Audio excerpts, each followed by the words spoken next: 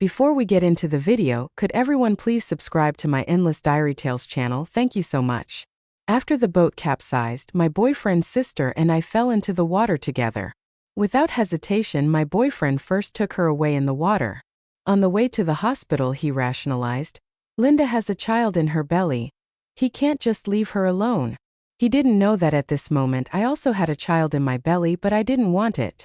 The glaring light in the ward made it hard for me to open my eyes. It was quiet around me.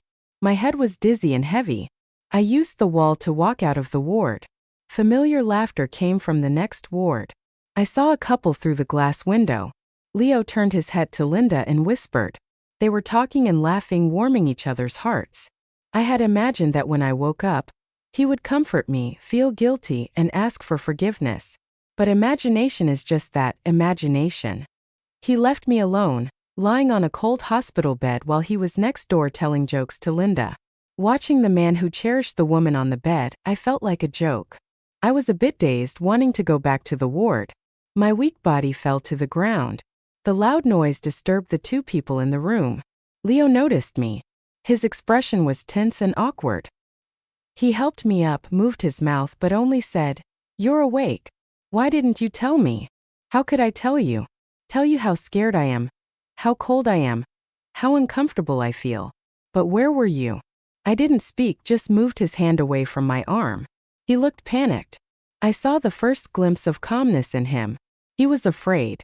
After I woke up, Leo didn't want to leave me alone, so he came to chat with me. Her eyes were red as if she was about to cry. What was she crying for? It was me who was left on the sidelines. I ignored her, slowly leaning against the wall, and walked back to that cold ward. Leo brought me warm water. I didn't accept it. Linda noticed my silence outside the door and weakly smiled. "Leo, spend more time with Vivian. I'll go out for a walk." Leo hesitated, looking at her. Words stuck in his throat. "You go, I'm fine." I could tell Leo was worried about Linda. She was pregnant and had a scare falling in the water. Someone should be with her now. Leo looked at me guiltily. "Are you hungry? I'll go get you something to eat." Was he feeling guilty? Of course he was, as I almost lost my life. But he still hurried out to help Linda. He would be back soon. He must have reassured Linda. He put down the soup in his hand. He knew I didn't like tasteless porridge. Looking at the soup in front of me, I smiled lightly. Did he forget I am allergic to seafood? Just a small bite of shrimp can make me vomit with severe stomach pain. Eating too much might send me into shock. When I first returned home, to avoid being hated by my parents, I obediently listened to them and ate everything except for seafood. They thought I was picky and didn't give me a good look. A child who was treated like livestock in the main house. How could she be spoiled? So they always scolded me for this, disguising it as education. Later, I ate seafood in front of them and wit. I remember protecting the child in Linda's belly, praying that her child was safe. He exuded panic and helplessness all over. And me, I was shivering alone in the cold. How I wished I hadn't seen that scene. At that moment, I wished that I had drowned right in front of him. I wanted him to live with guilt and regret, suffering and agony. I wanted every time he saw that lake to envision my drowning figure in front of him. Unfortunately, the ambulance arrived too quickly. We were taken to the hospital. In the car, he held me, trembling all over, apologizing to me. "Vivian, it's okay, I'm here." I lay there weakly, unable to calm his fearful heart. From my perspective, Linda had fallen into a coma. She lay there with her eyes closed, her face pale and translucent, her delicate body like a fragile piece of paper lying on the bed. "Linda is in a coma," I gently reminded Leo. He turned around and noticed Linda's condition, rushing over to the doctor to inquire about her situation. At the sound of Linda's name, he rushed over like a dog smelling meat. This man had an astonishing sense of justice and responsibility towards his brother's girlfriend. His care and protectiveness towards Linda had long been overflowing. I used to willingly believe his explanations, but now I could no longer deceive myself. I subconsciously touched my stomach. "I'm sorry, baby. Mommy has to give you up. Mommy doesn't want you to be born into a world without love." Inside me, a little life was growing, but I had stomach cancer. I didn't have much time left. But I loved Leo. We had always wanted a child. and we had been hoping for this child for 2 years. Without much hesitation, I decided to fight to stay alive to leave our love's creation in this world. But Linda's arrival hit me like a blow to the head. The love I had struggled to maintain shattered in one of her smiles. No one cared about this child except for me. Some children are the pride of heaven. Some are the center of attention. But then there are those who are destined to be unloved. Because of poor nutrition in my childhood, my body was very weak. I thought it would be difficult for us to have a child. Until recently, when I would occasionally vomit, I thought it was a sign from above. But the diagnosis of stomach cancer and the pregnancy test results arrived in my hands simultaneously. With mixed emotions, I called Leo. There was a busy tone on the other end of the line. Who was he talking to at that time? He was on a business trip, and the first call he made when he returned was to Linda. I turned off my phone and stayed at the hospital for a long time, finally organizing the reports and taking the bus home. As the bus was nearing home, it stopped at a station, and at a nearby supermarket I saw Linda. Behind her was Leo carrying bags. They were chatting and laughing, looking happy and sweet. They looked like a newlywed couple shopping together and heading home. They left the supermarket and turned back into a maternity store. The bus started and I felt a physical urge. My stomach churned, but I bit my lip tightly to hold it back. I held onto my bag, unable to stop trembling. I missed my stop and continued to sit on the bus. The cold wind seeped through the windows into my clothes. When did Leo change? Was it when he brought Linda back from abroad? No. Was it when he ignored my video calls when he was on a business trip? Maybe not. He was usually composed and self-contained, but in front of Linda, he was like a child asking for candy. Was it the panic when I discovered his hidden photo album filled with pictures of Linda? Or his daily indifference towards me? The things I had always been afraid to face were now cruelly laid out before me. Was she really a sister to him or a new lover? As the bus reached the final stop, the driver urged me to get off. I got off aimlessly and started walking back. A pretty young girl suddenly stopped me. She blinked her clear, innocent eyes and handed me an exquisite gift box. Would you like to try our new pudding? It's known to bring happiness. I raised my head, realizing I had passed by a dessert shop. I opened the box, took one and put it in my mouth. It was delicious. But despite its sweetness and softness, tears streamed down my face. The girl thought she had done something wrong, and I quickly put away the box and fled. I cried outside for a while before finally returning home. As I opened the door, I ran into him sorting the shoe cabinet, apparently just returning. Why are you back so late? Work stuff, I whispered silently in my heart. He never showed much concern towards me, just wrapped his coat around me. Winter is coming, so put on more layers when you go out. I still held a faint hope in my heart towards him. Let's get married. Let's wait a little longer. He didn't hesitate at all. Perhaps finding his tone too cold, he added, after this period, let's get married in Finland. I'll give you a romantic wedding. His eyes lit up with anticipation as he said those words. I knew he wouldn't lie, at least not at that moment. But why not now? He sighed and took my hand. Vivian, you know the company has a lot going on lately. I admit I'm not as important to him as Linda, and I can't even match up to his work. I always rank last in all his choices. I raised my head, wanting to ask him what if I were pregnant. If we had our own child, could we get married now? I still didn't dare ask, fearing the answer I dreaded. I was always a cowardly person. Perhaps my courage was all spent in the past when I pursued him persistently. The wedding location he mentioned in my beloved Finland held a sweet rarity, and I accepted it with a smile. Several days passed, and one day my stomach started cramping like crazy. I quietly went to the hospital again. The doctor told me that my condition was deteriorating rapidly and advised me to be admitted for treatment. Late-stage stomach cancer treatment only prolongs life for a few days. But people always have an inexplicable fear of death. I crouched in the hospital corridor, life and death alternating within me.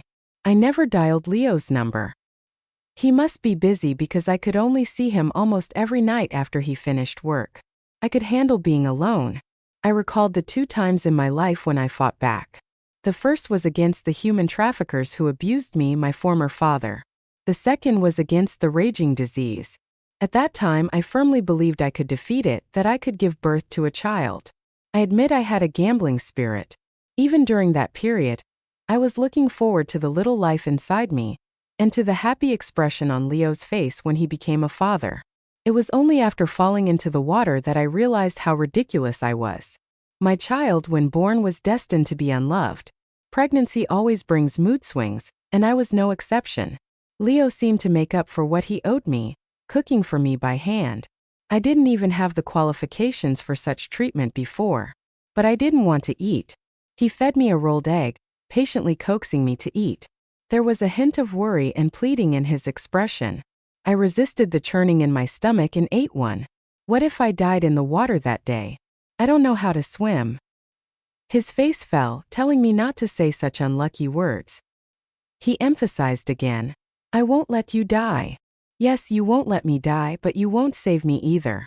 It's rare for me to be so obstinate, and he fell silent. When I thought he wouldn't talk to me, he spoke. If you die, I will accompany you. You can't bear to leave her. You won't leave Linda until she gives birth to her child. You still have your brothers, your parents. You have Linda and her child. You can't bear to leave. Leo is just a big liar. That night I had a dream. A very long dream. A dream mixed with reality. It was like watching a movie showing me those years buried deep in my memory. It was the first time I saw Leo, such a handsome young boy in a dog cage. Other children were crying or wetting themselves out of fear. Only he remained silent in the corner. My father said he was mute. The people who came to buy ignored him, and in the end, he was abandoned in the cage. No one wanted to buy a child his age who was also mute. My father said his face was good-looking, and they could chop off his limbs and put them in a large jar for performances. I told Leo what my father said, trying to scare this mute boy.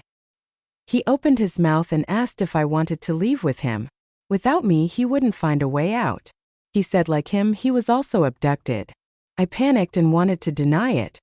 He said, where are the parents who treat their child like livestock? Outside the city, my biological parents are waiting for me. He said, all parents love their children. Pudding, candy, warm clothes, hot food. The world he described was like a dream. Escape and you will be reborn. I agreed because I remembered how in the past my father, drunk, would take out his dissatisfaction with life on me. I was often beaten and locked in a dog cage. He said I was lucky. No matter how hard he hit me, I wouldn't die. One night, I overheard him discussing with others about using me to bear children once I was old enough. Instead of the beatings, I was more afraid of being torn apart by those grim men. 2 days later, the plan was successfully executed. The village was ablaze, everyone busy fighting the fire. My father told me to look after the children in the dog cage. I untied Leo. We changed clothes, sneaked out along the path in the dark, and saw the road only after walking through the mountains for 2 days. We were saved. It had been a while since my last visit to the hospital. I had to rely on medication to ease the pain due to the spread of cancer cells. Leo's business trips became more frequent, and his time at home grew shorter. He wouldn't notice my condition. On Linda's birthday, Leo rushed back. I had never celebrated a birthday before escaping the mountains. No one cared about a commodity's birthday. They only measured how long the commodity could be sold. Besides, who knew when a kidnapped child was born? Even if I were returned to my biological parents, I hadn't celebrated a birthday. They couldn't feel close to me. My rough manners clashed with their teacher-like status. I simply stopped celebrating birthdays. Celebrating alone was ridiculous. I felt Leo was wrong. Some parents didn't love their children, and the outside world might not always have candies and puddings. There's a term in the world: substitutes. My biological parents had a daughter, and they shared their love between us. Leo remembered my birthday, and in 3 years together I celebrated 23 birthdays. It didn't bother me that parents didn't love me, but I had Leo. Now Leo, who used to be my birthday partner, was celebrating with Linda. I saw Leo at Linda's house. When I arrived, he was tying a red scarf around Linda in the heavy snow. They hugged tightly, like lovers reuniting after a long separation, silently expressing their longing for each other. Our house was only a few meters away from Linda's. Linda was the preferred choice. Leo saw me and released Linda, running towards me. His embrace, infused with Linda's scent, trapped me in place. "Vivian, I missed you so much," he said, embracing me tightly, almost breaking my fragile body. After celebrating Linda's birthday, he took me home. Like a magician, he brought out a bouquet of bluebell flowers. It was my favorite, symbolizing the land I longed for. Even though I didn't know how he got them in winter, today was nothing special. No need to buy these things. I carefully placed the flowers in a vase. It was a pity. Once plucked, they were destined to wither soon. This always reminded me of my illness. The worsening and withering were just a matter of time. We lay on the bed. He held me from behind, burying his face in my neck, his voice muffled. "Vivian, you've lost so much weight." "Maybe I haven't had a good appetite lately," I replied. We tacitly avoided mentioning the drowning incident. But the more something is deliberately ignored, the more it stands out in memory. This charlatan, talking on one hand and overly concerned about others' well-being on the other.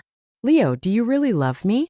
The scent of the bluebell flowers helped me sleep well, but they weren't medicine, and I woke in the middle of the night still in excruciating stomach pain. I fumbled in the dark for the medicine but touched only a cold emptiness beside me. "Leo, where are you?" I picked up the phone beside me and dialed his number. It was late. Where had Leo gone? Deep down I already had an answer. He answered the phone, his voice trembling, clearly shaken. "Vivian, I'm at the hospital. Linda's having stomach pains." "But I am too." "Leo," Linda's weak voice came from the other end. Leo said a few words hastily and hung up the phone. I wanted to say, "But I'm in pain too. It really hurts." This was the second time I had been abandoned. I had no strength left to resist the pain. It was snowing outside and I collapsed on the ground, engulfed by pain and darkness. Perhaps it was better to die like this. When I woke, it was already late at night, and the room was still dark, causing a panic within me.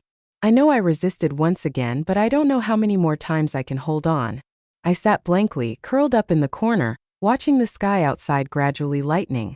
The door suddenly swung open, cold wind rushing into the room. Leo was back, looking exhausted and covered in bits of snow. Sitting on the floor, I softly said, "My stomach was hurting last night." He froze, his hand by his side clenching tightly. "I have a serious stomach condition. When my stomach hurts, it feels like all my strength is being drained out of me. Stomach pain also brings back a lot of memories for me. Like the night over a decade ago when the flames shot into the sky. Like the years of abuse. How could Leo possibly understand how I got my stomach condition? And he wouldn't know how excruciating my stomach pain can be. But just when I need him the most, he is with another woman. When I'm in agony and almost fainting, he is praying for another woman." He lowered his head, his voice filled with guilt and pleading. "I'm sorry, Vivian." I looked at him and curled my lips. It's okay, just a stomach ache won't take my life. When he was praying for Linda at the hospital, did he ever think of me? I clenched my flesh tightly, forcing myself not to ask. Don't ask. Every time the answer is humiliating. He silently walked up to me, his icy hand lifting me back onto the bed. "Vivian, let's get married." I was stunned. "Married?" He knelt on one knee earnestly, holding my hand. I hadn't expected him to propose to me so suddenly. A few months ago I might have been moved to tears, but now, "Leo, you are ridiculous. Did you slap me a few times? And now you're trying to sweeten me up with candy?" A thought suddenly came to my mind. I wanted Leo to experience my pain and despair as well. "All right." His eyes glittered with tears as he hugged me, as if relieved, repeating my name over and over. He suddenly asked, "Do you like children?" His body froze, resting his head on my shoulder, his expression. "Having you, Vivian, is enough for me." He knew my physical condition made it difficult for me to have children. He rarely spoke in such a cheesy manner, but in order to console me, he did. The fleeting happiness just now felt like dried leaves crumbling at a touch. After taking care of Linda's matters, he boarded a plane again. He said we would get married when he returns. He never allowed me to see him off in the past, but this time he unexpectedly let me accompany him to the airport. Before boarding, he put several good luck charms on me. I remembered this. We had sought them when we were first together. He had gone several times to pray for them. I teased him for being superstitious. He gave me one, but I didn't know who all those charms were for. I assumed they were for his family and friends. I waved goodbye to him at the security checkpoint. Right before going through security, he turned back to wave at me, looking like an energetic young boy. Wait for me. I understood his words. I thought that was probably the last time I'd see his smile. Next time we meet, we won't be so friendly. A message from him arrived on my phone. He asked me to take care of myself and visit Linda more often. I replied with an okay. When I returned home, I chose a suitable date to register our marriage. I prepared a special gift for him. Before that, I visited Leo's grandmother. The old lady always enjoyed children when she was clear-headed, and I couldn't deny her the little hope she had in her twilight years. The grandmother was showing signs of senile dementia and had been moved to a nursing home with caregivers looking after her. After explaining the situation to the caregivers, I saw the old lady. She held my hand lovingly and said the most piercing words. "Linda, make sure I see you two get married." Suddenly, she pushed me away and screamed, "You're not Linda. Where is Linda? Where is Leo?" The caregivers quickly came to calm the emotionally excited old lady. I stood there dumbfounded, chest tight, struggling to breathe, head pounding. The old lady had been living in the nursing home. She had no idea Linda was pregnant. Leo must have brought her here before. What did Leo mean? What did they want to do? What am I to him in his eyes? Whose child is in Linda's belly? During the time Linda lived next door to us, I never saw Linda's boyfriend. Leo had told me earlier that Linda's boyfriend was abroad and couldn't come back for a while. Does anyone really stay away for months without coming back to see his own wife and child? Or perhaps the boyfriend Leo described doesn't even exist. I recalled when I first met Linda. She was careful to protect her stomach. I had expressed my desire to have a child to Leo, but Leo told me, "It's okay if we don't have children." I thought he was just reassuring me not to worry about not being able to conceive. Why does he have the authority to decide I can't get pregnant? My mind was a tangle of thoughts, and now I found a thread. I was tired. I no longer held any expectations. After leaving the nursing home, I visited my parents' house again. Although life there wasn't good after I returned, at least they had spent some money on me. I gave them most of the money I had saved up from work. By doing this, I considered everything settled. Faced with questioning parents, I didn't have the energy to explain anything to them. I simply left my former home. The moment I walked out the door, I felt a sense of relief. Right now, all I wanted was to go to one place. Finland, the land of 1,000 lakes. It's renowned as one of the countries with the highest happiness index in the world. No one can expect a person to not pursue happiness at the end of their life. Before boarding the plane, Leo called me. "Vivian, I'm sorry, it will take me 2 more days before I can take the flight back. Will you wait for me for 2 more days? Tomorrow is our scheduled wedding date." "It's okay, I'm going home," I replied. He knew my parents didn't like me and was a bit worried I'd come back to talk about the wedding. "I'll go back in a couple of days. You don't have to worry." Although he hesitated for a moment, he didn't say anything further. "Take Linda to see the old lady more often in the future. She likes kids." After saying that, I hung up the phone and turned it off. Before going to my parents' house, I went to the hospital for an abortion. I can't let the child be born into the world without anyone to love. I can't imagine how he could survive alone in this indifferent world. Calculating carefully, after 3 years together, our memories were not so beautiful. It was my own insistence that led to this relationship. A child of heaven and a tiny ant on the ground, Leo could let go of Linda and be with me probably because of my accumulated merits from past lives. I have also fantasized that if I hadn't started that fire, maybe I could have stayed there forever. Without experiencing the outside world, without yearning for the warmth of love in a family, would I not have ended up like this? Perhaps being solitary and silent in that towering mountain is my true destiny. Now that I have left, they are the ones who truly complete each other. In these short 20-some years, I have seen quite a bit of this world. As the plane gets further and further away from the ground, I watched the city getting smaller and silently said goodbye, goodbye forever. Leo's epilogue. The first time I saw Vivian was in that cage full of children. I was inside the cage and she was outside. At first glance, I could tell she was also a child who had been abducted. I lured her with the fascinating world outside. We escaped from that village, saving numerous children in the process. As our paths crossed more and more, I couldn't deny that I was falling for her. But I was an undercover police officer, as was Linda and Linda's husband too. We grew up together from a young age. One of us had to go undercover abroad, and it was supposed to be me, but Linda's husband secretly applied to go instead. He went alone, and Linda and I stayed behind to assist locally. My public identity was that of a company's CEO, which allowed me to frequently travel abroad. Vivian was unaware of all this. When she pursued me fiercely like a wildfire, I couldn't reciprocate. Because of my true identity, my life could be in danger at any moment. Moreover, once the identity of an undercover narcotics officer is exposed, those close to them are also at risk of brutal retaliation. I have witnessed firsthand the horrific aftermath of retaliation against police officers' family members. But her pursuit was too intense, and I also deeply loved her. We ended up being together.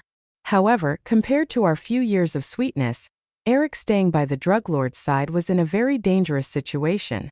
After a data exchange, I received information about the factional fighting within the drug trafficking group, where Linda's husband was. He died, but other undercover officers also gained more information from within the internal strife. I couldn't bring myself to inform Linda of this news. However, since she was the one coordinating with me, she received the information too. Before leaving, her husband asked me to take good care of her and her unborn child in the country. Now that he's in trouble, I am very worried about Linda and her child. I brought Linda to my side to take care of her. Her emotions were very unstable, and I could only comfort her constantly. During the boat accident, I had only one thought in my mind: to save Linda and her unborn child.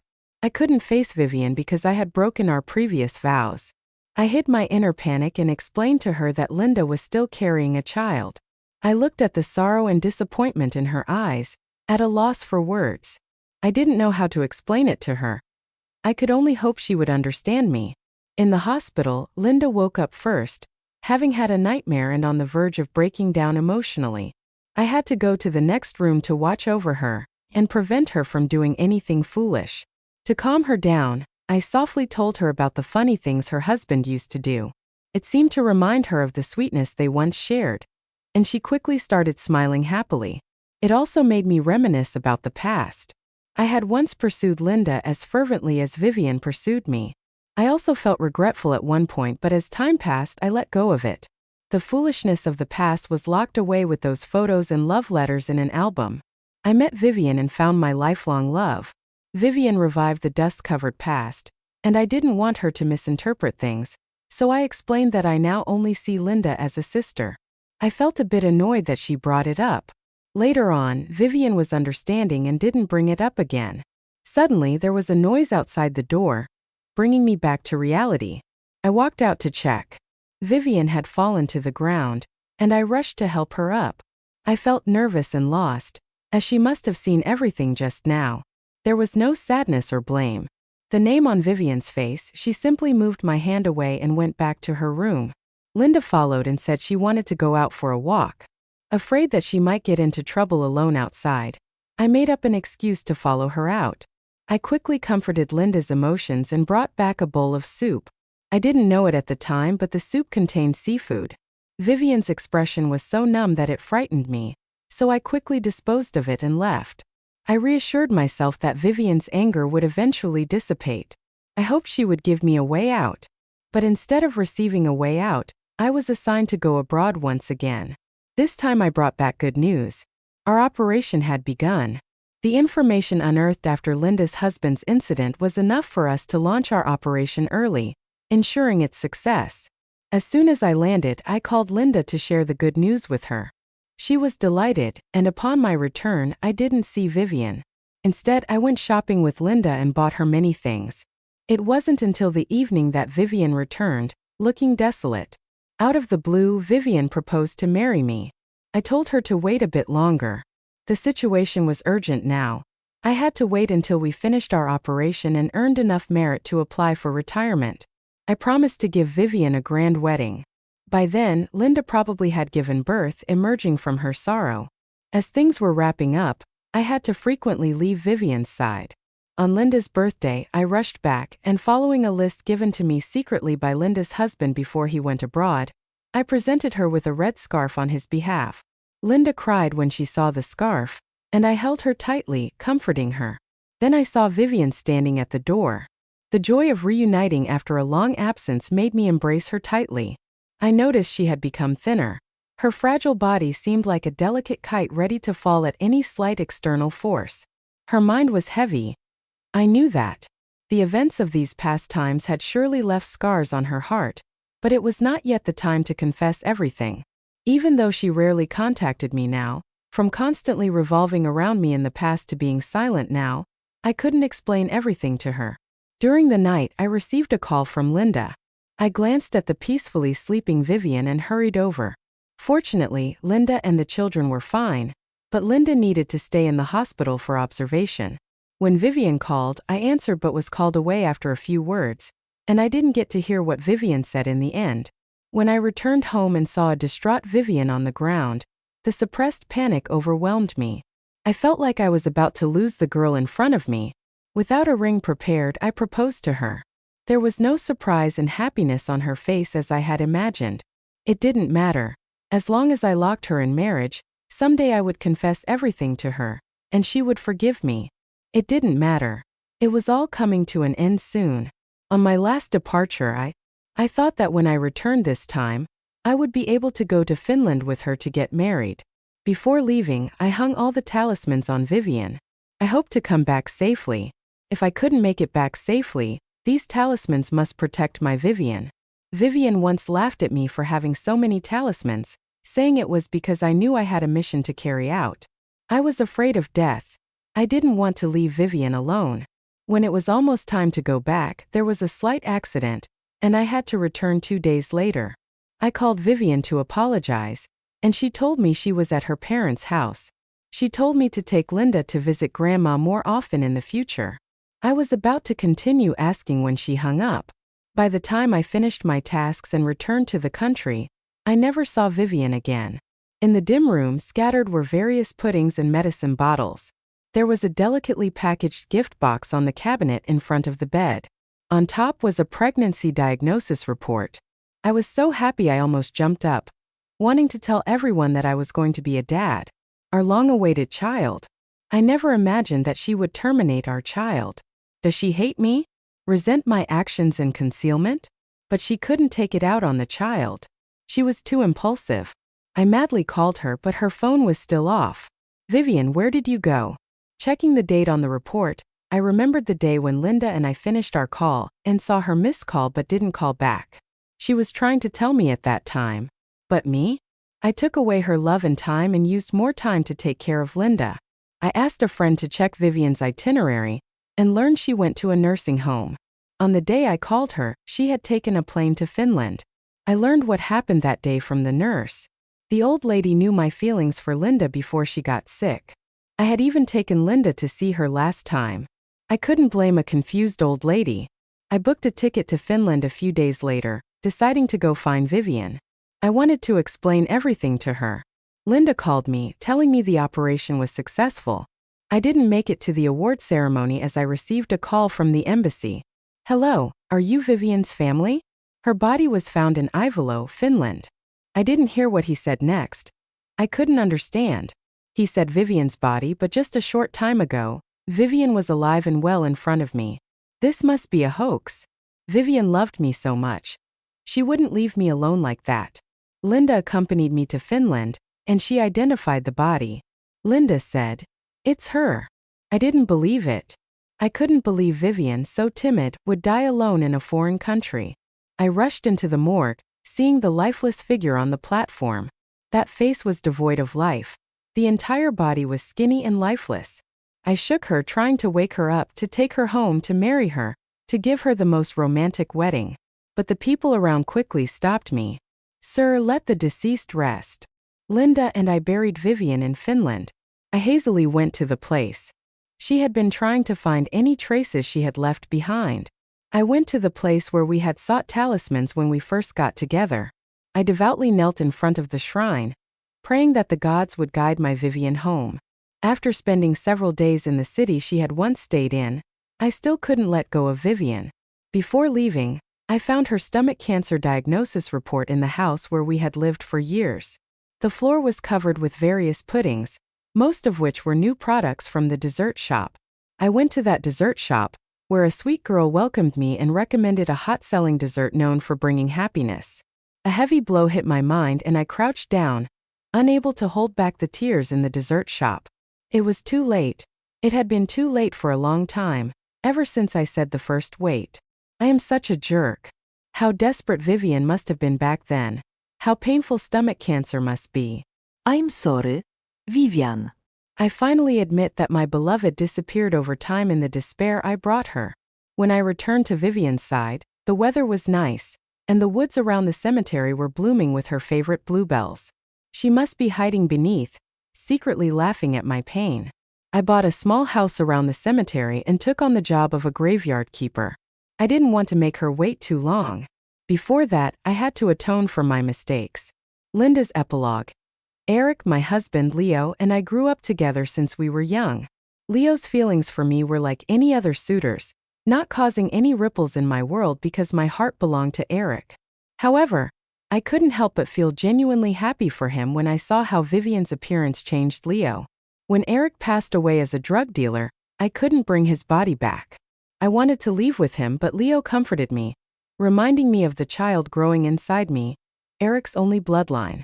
I am grateful for Leo's care during my emotional turbulence. Overwhelming grief kept engulfing me, but Leo repeatedly saved me and Eric's child. When we received the news of Vivian's death, Leo's reaction mirrored my own. He couldn't bring himself to identify Vivian's body, just as I couldn't believe Eric had sacrificed himself. I went to see her, and it was indeed Vivian. I understood his feelings then, having lost my beloved as well. But I still had our baby, while Vivian left nothing behind. Together, we buried Vivian in a cemetery in Finland. When we returned home, Leo disappeared. His family couldn't find him, and he didn't show up even when his grandmother passed away. For years later, news of him came from the embassy over a phone call. I took our child to Finland. This time it was Leo lying on the cold table instead of Vivian.